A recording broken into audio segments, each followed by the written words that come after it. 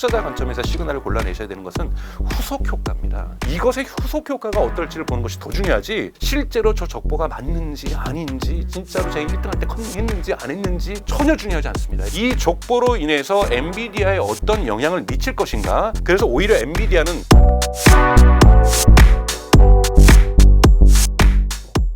딥시크는 오픈AI 챗 GPT의 투자 비용의 5%만 들였다 이러는데, 그에 맞먹는 이제 AI 기술력을 보여줬단 말이죠. 딥시크 기술력 어느 정도로 보고 계세요? 딥시크가 이제 생산 비용이 얼마 안 들었다, 700만 달러, 800만 달러 들었다. 이건 여러분 여기에 대한 진위 논쟁이 있습니다. 그 전에 이미 연습할 때 V3를 연습할 때 엄청나게 들었다. 200명 인건비는 계산 안 했다. 다 맞는 말이에요. 근데 이건 여러분 다 부차적인 얘기예요. 여러분 여기서 엄청난 지금 노이즈도 있고 시그널도 있는데, 시그널을 골라내셔야 돼요. 특히 투자자 관점에서 시그널을 골라내셔야 되는 것은 후속 효과입니다. 쉽게 얘기해서 대치동에서 엄청난 고가의 그 과외를 받는 애고, 그리고 집에 가면 또 인강 듣고, 인강도 비싼 인강 듣는 애가 오픈 AI예요. 여기에서 막 그 GPT-4 만들고 O1 만들고 그러는데, 이런 표현 써서 죄송합니다. 섬에 사시는 분들, 섬에 살면서 교과 과정 외에 인터넷도 안 되는 곳이에요. 인터넷도 속도도 매우 느리고, 그래서 인강은 꿈도 못 꾸고 그냥 교과 과정 배우면서 열심히 집에 와서 공부했는데 성적이 똑같이 나온 거예요. 근데 이 성적은 아직 대입 입시 전이에요.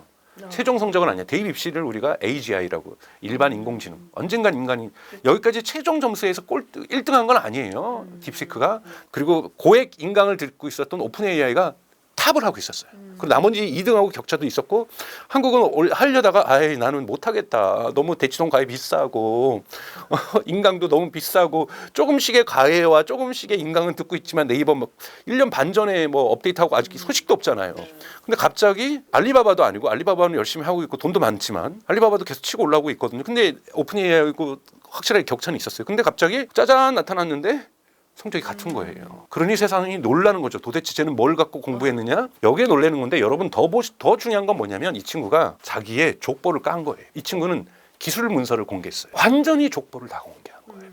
여러분들도 세계에 갖고 있는, 섬에 사는 세계에 있는 많은 학생들이요, 이 족보 공부하면 오픈 AI 수준은 누구든지 갈 수 있어. 자, 우리 족보도 공개할게. 그리고 족보 다 공개하고 내가 어떻게 먹고 자고 했는지도 다 얘기해 줄 테니까 이거대로 해봐. 이것의 후속 효과가 어떨지를 보는 것이 더 중요하지, 실제로 저 족보가 맞는지 아닌지, 진짜로 제가 1등할 때 컨닝했는지 안 했는지, 그리고 지금 데이터를 중국에 가지면 내 정보, 개인정보 다 가져가는, 이거는 전혀 중요하지 않습니다. 이거는 투자자가 가져야 될 것이 아니라, 이거는 천천히 언론이 보도할 거고, 언론이 보도하면서 여러분들이 재미삼아서 보실 수는 있는 건데, 투자자들이 보셔야 될 시그널이 아니라는 거죠. 시그널은 이 족보로 인해서 엔비디아에 어떤 영향을 미칠 것인가, 애플에는 어떤 영향을 미칠 것인가, 메타에는 어떤 영향을 미칠 것인가, 구글에는 어떤 영향을 미칠 것인가, 한국 기업에는, 테슬라에게는 어떠한 이것이 영향을 미칠 것인가, 그리고 미중 간의 지정학적 갈등을 어떻게 또 가속화가 될 것인가 아닐까에 보셔야 되는 것이 가장 중요한 것이지, 이것이 진위 여부, 진짜 얘네 잘하는 건 맞냐, 우리 자존심 상했는데 어떡하지, 중국 애들 짱깨 것들,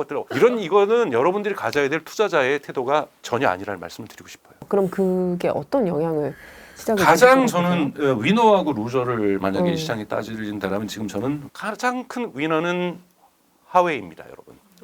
지금 중국에서 지금 딥시크가 지금 서비스되고 있어서, 지금 우리나라에서도 앱스토어에서 1위고, 미국에서 1위고, 유럽에서도 1위입니다. 다 전 세계에서 1위인데, 이것이 작동되는 칩은 하웨이의 어센두 910C예요. 딥시크는 하웨이의 궁합을 맞춥니다. 이것이 중국 정부가 원하는 거예요. 알리바바의 쿼 2.5 다 하웨이에서 돌아갑니다. 하웨이에서 지금 말하고 있는 어센두 910은, 하웨이는 자기네들이 이거 블랙웰 수준이라고 얘기하는데, 미국에 있는 언론들에서 분석한 것은 H100과 A100 중간쯤에 있다고 얘기를 하고 있어요. 그건 나쁘지 않은 거예요, 여러분. A100과 H100 중간쯤 만드는 회사라는 정도면 하웨이가 정말 많이 쫓아온 거거든요. 수율이 50%도 안 돼. 이렇게 또 언론에서 많이 나오고, 여러분 댓글에 다시잖아요. 중국 정부 수율에 관심 없어요. 손해 보더라도 중국 정부가 지원해서 반도체 생태계를 만들고 싶은데 딱이에요. 왜요? 어느 나라의 딱일까요, 여러분? 저는 그래서 딥시크를 AI의 태무라고 생각해요. 제가 적절한 비유죠. 이거 제가 처음 한 말입니다. AI의 태무라니. AI가 방송에서도 처음 하는 AI의 태무예요, 여러분. AI 태무 유럽에서도 잘 되고, 미국에서 잘 되고, 한국에서 잘 되지만, 여러분, 아니 브라질은 그러면 AI 강국 안 가야 돼요? 그 나라도 AI 필요해요. 아르헨티나도 필요해요. 태국도 필요해요. 스페인도 필요하고 포르투갈도 필요해 AI. AI 미국만 하고 중국만 잘하고 뭐 한국 잘하고 뭐 일본 잘하고 뭐 프랑스 정도 잘하고 독일 좀 잘하고 영국 잘하고 이걸 끝나는 게 아니란 말이에요. 전 세계의 모든 국가가 제조업에 산업에 AI가 필요합니다. 근데 그거 무료로 깠네요. 근데 여기랑 궁합이 제일 맞는 게 하웨이의 어센드 칩이라네요. 중국은 이걸로 저는 AI 실크로드를 추진할 거예요. 그래야 중국 내에서도 반도체 내수 시장이 크지만 이렇게 글로벌로 시장을 확장해내야 중국의 반도체 산업이 재궤도에 진입을 할 수가 있어요. 미국 언론에서 보도가 있어요. 오픈소스를 중국 정부가 몰랐다. 사후 통보받았다. 왜? 딥시크는 중국 정부도 보기에도 너무 작은 회사라서 별로 그렇게 컨트롤 안 하고 있었다라는 거예요. 뭐 텐센트라든지 바이텐스라든지 또는 가장 대표적으로 알리바바 이런 데는 중국 정부가 관리하고 있었는데 돈도 많이 쓰니까 바이두도 그렇고 저 딥시크 쟤네들은 뭐 관심도 없었는데 갑자기 막 논문 발표하고 오픈소스를 해서 사후 통보받았을 가능성도 높다고 그랬지만 이번이 여기까지 찢어졌겠죠. 너무나도 좋은 건 이것 때문에 우리의 반도체 산업의 생태계가 형성될 수 있겠구나. 가장 큰 위너는 저는 하웨이라고 생각합니다. 근데 이것이 엔비디아에게 독이 될 수 있죠. 더욱더 미국의 갈등, 미중 갈등을 압박도 심해지겠죠. 심해질 수밖에 없는 거고 미국에만 수출 제한하는 것이 아니라 다른 나라에도 수출 제한을 할 수도 있기 때문에 엔비디아 또 여기에 연결된 SK 하이닉스에게는 안 좋을 수가 있습니다. 근데 SK 하이닉스나 엔비디아에게 좋을 또 효과도 있어요. 우리가 이것을 제본스의 역설이라고 합니다. 제본스의 역설을 공부하시면 좋은데요. 1895년에 나왔던 이론이죠. 제본스라는 영국의 경제학자가 분석을 한 거예요. 그 당시 보셔야 될 건 뭐냐면 지금하고 딱 어울려요. 석탄이에요. 석탄이 여러분, 그러니까 증기기관이 나왔지만 석탄의 그 광산 기술이 발전하지 않아서 석탄을 캐는 게 너무 어려웠어요. 말 들어가고 막 제임스 와트가 왜 이 증기기관차 했습니까? 말들이 자기 아버지가 광산을 했어요. 말들이 죽어가고 사람 죽어가고 말과 사람의 힘으로만 캐는 것보다는 뭔가 이 기계의 힘으로 켜야 되겠다. 이렇게 얘기하면서 증기기관들을 고안하고 발명에 대한 모티브를 받았던 거잖아요. 그러니까 그런 것처럼 이 석탄이 대단히 비쌀 때 증기기관 기술이 막 발전하니까 예를 들자면 석탄 100알이면은 요만큼 화력이 나오는 거를 똑같은 화력을 50알만 여도 나오기 시작하는 거예요. 사람들이 잘 됐다. 뭐라고 생각하냐면 많은 사람들이 이제 이렇게 증기기관 기술이 좋아졌으니 사람들이 우린 석탄이 덜 필요하겠구나. 석탄이 덜 필요하겠구나. 왜? 100알 여야 되는 것을 50알만 여도 되니까. 근데 어떤 일이 일어났을까요? 사람들이 50알만 여도 되는 거야? 그럼 나도 살래 저거. 우리 공장에도 저거 도입할래. 우리 섬유 공장에도 저거 도입할래. 우리 무슨 공장에 도입할래. 그래서 다 손드는 겁니다. 우리도 저 기술, 저 증기기관 살 거야. 왜? 50알만이면 된다며. 100알은 정말 비쌌었는데. 어떤 일이 일어납니까? 총 석탄에 대한 수요는 증가합니다. 이것을 제본스의 역설이라고 얘기합니다. 기술이 진화할수록 원자재의 소비가 증가하는 현상. 즉 AI에 대한 지금 이 딥시크 갖고 왔던 건 뭐냐면 제작 비용이 저렴하다. 그래서 이건 제가 부차적이라는 거예요. 운영 비용이 훨씬 저렴해요. 지금 10분의 1밖에 안 되잖아요. 이것도 뭐 속였다고 하더라도 그럼 5분의 1이라고 치더라도 5분의 1만이라도 저렴해진 게 어디예요? 그다음에 더 저렴한 샌드칩에서 작동이 돼요. 자, 이렇게 되면 전 세계 곳곳에서 한국만이 아니라는 거예요, 여러분. 말레이시아에서도, 뭐 아르헨티나에서도, 포르투갈에서도, 덴마크에서도 다 우리도 AI 강국 될 거야 하면서 그 오픈소스로 받아가지고 기술 문서 분석하면서 이름도 바꿔도 돼요, 여러분. 기술 문서 오픈소스로 있는 것을 갖다가 우리 걸로 쓰는 것을 래퍼라고 얘기합니다. 이 래퍼 영어에서 WRAPPER 껍데기를 포장하는 거죠. 포장재죠. 포장재로 바꿔서 이름을 다르게 해도 아무 상관이 없어요. 제재가 없습니다. 즉 머니투데이 TV GPT 만들어도 아무 문제가 없어요. 그러면 기업마다 다 만들 거 아니에요. 이번에 뭐 마음 AI 한국에 있는 상장되는 회사죠. 여기에서도 바로 그거 지금 서비스 하겠다고 그러는 거잖아요. 정말 전 세계적으로 보면 수십만, 수백만, 수억 개의 회사들이 다 그냥 딥시크 받아가지고 자기 것처럼 얘기할 거예요. 이런 식으로 나오게 되면은 AI가 대단히 확산되겠죠. 그렇게 되면은 반도체에 대한 수요도 증가하겠죠. 반도체가 석탄 아닙니다, 여러분. 반도체에 대한 수요도 계속해서 진화할 거고 AI 경제가 꽃을 피울 겁니다.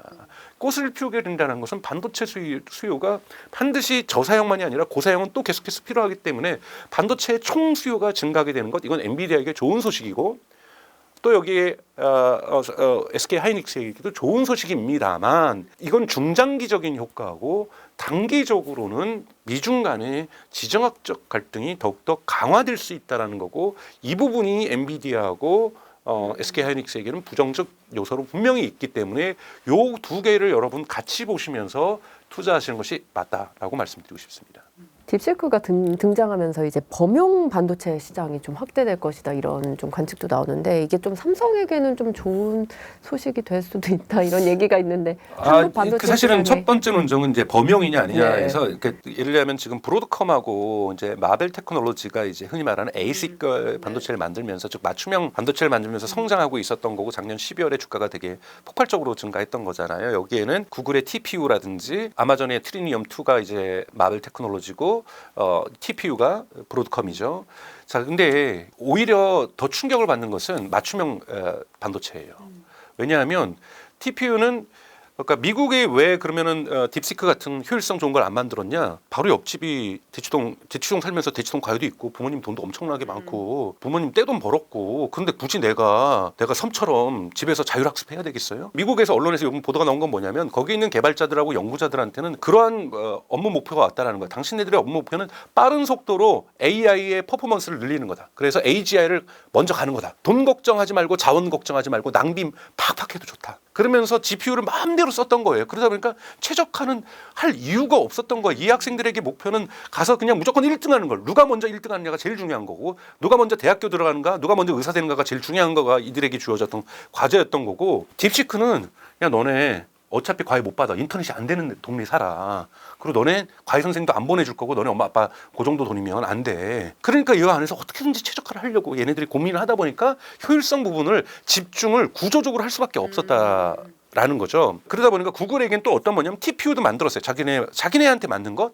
근데 여기서 효율성을 별로 안 따졌어요. 엔비디아의 GPU는 워낙 효율성 따지지 않고 빵빵해서 훨씬 더 좋은 쪽에서 내가 크다라는 걸로 조정을 해서 요 기능을 해서 제네럴 한다는 건 장점이 뭐냐면 AI의 그 학습 환경과 응용 환경이 변해도 맞출 수가 있어요. 그래서 오히려 엔비디아는 칩은 저는 계속 갈 수 있다고 봐요. 딥시크가 나와도 딥시크를 갖다가 한 10개 돌리는 걸 100개 돌리면 되는 거니까요. 근데 맞춤형은 딱 자신들의 학습 프로세스와 응용 프로세스를 정해놨기 때문에 거기에 최적화가 된 거거든요. 그러면서 필요 없는 기능을 빼버리는 거거든요. 쉽게 얘기해서. 그러면서 엔비디아 너네 고가 필요 없어. 우리는 중저가라도 이걸로 충분했는데 얘가 이걸로 그냥 계속 쓰라고 엄마 아빠가 계속 가해 받아. 그러면 하는 건데 야 우리도 좀 최적화 좀 하자. 왜 우리 이렇게 TPU도 비싸. 라고 만약에 구글이 방향을 정해버리면 TPU 새롭게 설계해야 되는 거예요.